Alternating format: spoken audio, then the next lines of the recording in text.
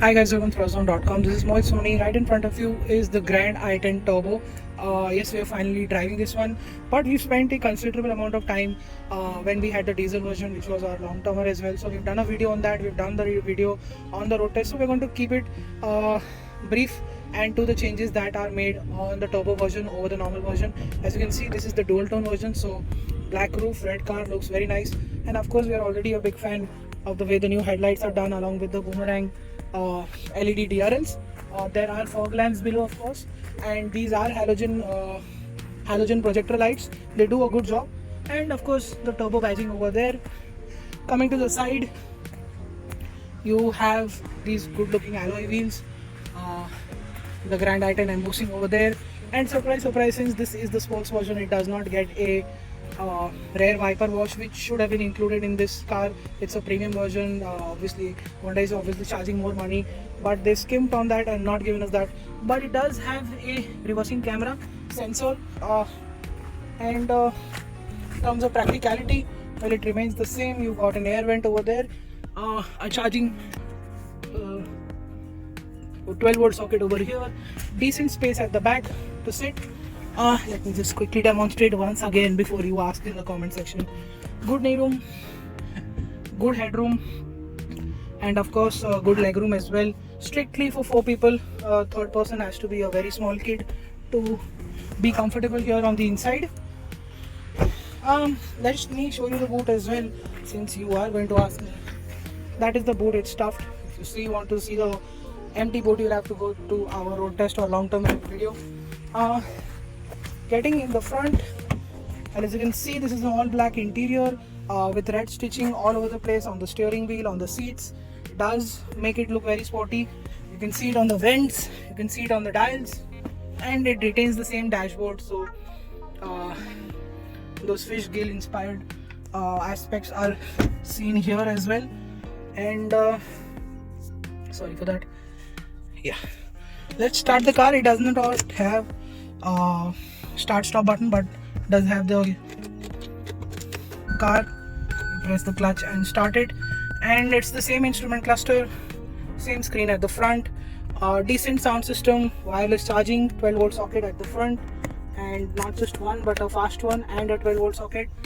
That's the glove box, and like I said, a very good screen.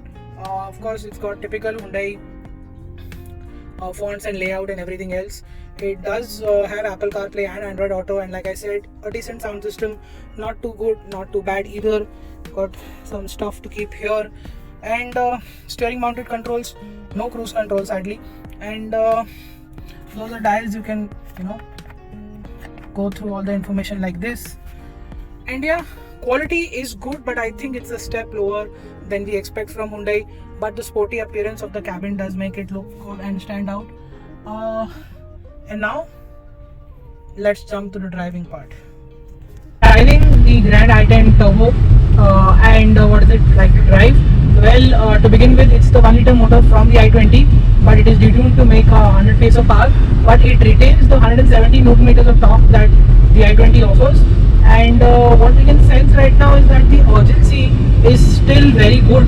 I have driven the i20 turbo petrol with the DCT, and this is the time I'm getting the turbo engine from Hyundai with a manual gearbox, and I can tell you that it feels very urgent. Of course, this is a very light car. It's lighter than the i20. It's still is lower down by 20 PS, but that hasn't made any change. It is a very quick car. I am doing 60 in 4th gear right now, and the moment I put my foot down, there is a bit of lag, but it immediately the turbo spools off, and I'm already doing 100. So that's the kind of performance and mid-range you're getting from this car. It's a very small car. That's the reason why it's very zippy, very quick off the line. It's very easy to drive at the same time, like any other Hyundai. So a light steering, a light gearbox, a light clutch, and a gearbox that's smooth, is very smooth, be it at the start of the day or the end of the day. It does not show any tandems, and it does a great job in keep making sure that your controls are light and easy to use, so it's fatigue-free driving. Of course, the steering is way too light. Doesn't have the kind of feedback that you expect from a car of this stature, because it's a sportier car. It was supposed to have more feedback and a better steering. It does to a certain extent over the normal version, but it's still not the very best. Of course, it's not anywhere close the Volkswagen Polo that it competes with, but where it competes with is in straight line, straight line speed. And this is also a 0 to 100 car, where 0 to 100 in 10 seconds. So I think that is pretty fast for a car of this size. And this is quite a with an entry level B segment hatchback, you don't expect this kind of performance, and it does put a smile on your face when you're driving it. But it's not a complete package. Like I said, the steering is not impressive. There is body roll, but surprisingly it is quite stable at high speeds, and it's smooth and effortless in the way it does things like any other Hyundai, but it does it with more urgency. So Hyundai fans and people who are upgrading would definitely love this car for the kind of performance it offers. Of course, I do have a Grand i10 diesel with me. It also and that's why I can tell you that, because this gives me that feel where switching from the 1.2 diesel that I have to a turbo petrol motor like this, it's got more broader power band, so it's you have a lot of room to play around with, and that's the reason why it feels even more fun to drive. That is what the Grand i10 Turbo is like to drive. It's got decent tires, it's got decent brakes. It's not very sharp brakes, but it could have done with better brakes.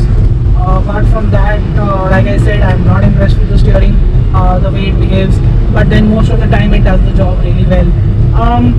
The other fly in the ointment for the Grand i10 Turbo is the fact that it's almost 1 lakh rupees expensive than the 1.2 naturally aspirated motor, which feels redundant in front of this.